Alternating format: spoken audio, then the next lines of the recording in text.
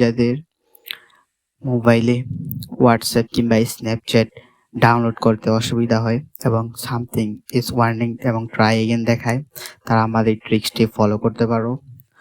তো প্রথমে আমি তোমাদেরকে দেখিয়ে দিচ্ছি, আমারও কিন্তু এই সেম সমস্যাটাই পড়তে হয়েছে। দেখতে পাচ্ছ আমারও এই সেম সমস্যাটাই হয়েছে। এখন আমরা এই সমস্যাটার সলিউশন করব। প্রথমে আমরা আমাদের জিমেল অ্যাকাউন্টের উপর ক্লিক করব। ক্লিক করার পরে ম্যানেজ ইউর ডিভাইস অ্যান্ড অ্যাপসে ক্লিক করব। ক্লিক করার পরে আমাদেরকে আপডেট নামে একটা অপশন উঠতে হবে, আপডেট অ্যাপসে ক্লিক করার পর তোমরা যেই অ্যাপসটি ডাউনলোড করবে সেই অ্যাপসটি এখানে শো করবে।